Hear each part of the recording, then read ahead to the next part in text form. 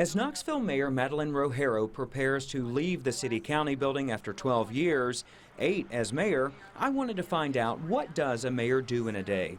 Rogero generously giving us a day to find out and try to keep up. The mayor's day starts when she pulls up just before 7:30 in the morning. Good morning. Then we head to the 6th floor, a second home for the mayor and her staff over the last 8 years. When she gets to her desk, the mayor turns to the folder with her schedule and everything she needs to prep for the day's meetings. She also has a calendar on her computer that staff can access and update if any last-minute meetings pop up. So there's this week and next week and the week after. We shot this more than 2 weeks ago, so most of this has already been checked off the to-do list.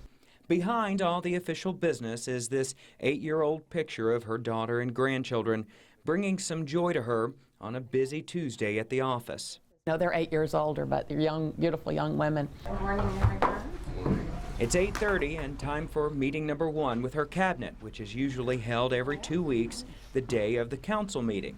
It allows the chiefs of Knoxville Police and Fire, her deputy mayors, and other staff to catch up on ongoing projects or issues. So we've got a pretty good diversity in that class. Up next is a one-on-one meeting with KPD Chief Eve Thomas around 9:30.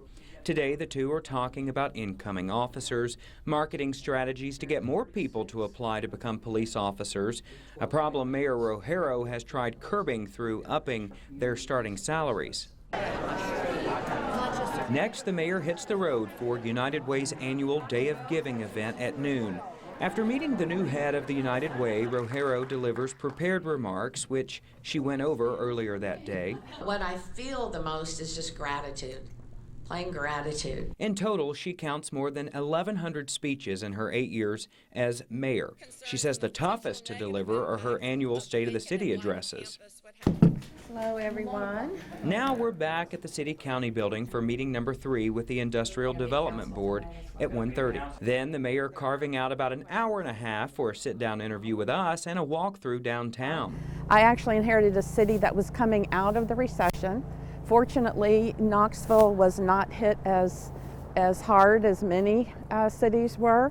In between meetings, Mayor Rogero checks email, responds to texts, and takes care of any surprise issues that arise when you're the mayor of Tennessee's 3rd largest city. Now it's on to her senior staff meeting at 5. Hey, this one includes food. It segues into the city council meeting set for 6. Postpone 2 weeks, that's fine. Is there a second? Second. Then at 6 on the dot, as Mayor Rogero nears the 12-hour mark, city council starts. On the agenda this night were several zoning requests, a major resolution to make way for the Knoxville Science Museum, a more than $4 million contract for improvements at the Austin Homes development, a resolution to add more than $1 million to Helen Ross McNabb Center's Affordable Rental Development Fund, and a $5.4 million deal with a contractor to make improvements to the I-275 Business Park, and a $5.4 million agreement to buy electric buses for the city. Council wraps up at 8:30 and the mayor is finally off the clock. I have the advantage that my kids are grown. My husband works out of town, so I can put in the hours during the week. But I try to hold Sundays sacred. It doesn't always work that way, but try to keep that for family, to spend some time at home. But the funny part is if I'm out grocery shopping and people will come up and be surprised to see the mayor in the grocery store. And remember one person said, you mean you have to shop for your own groceries? And I said, yeah, and I have to go home and do my own laundry too.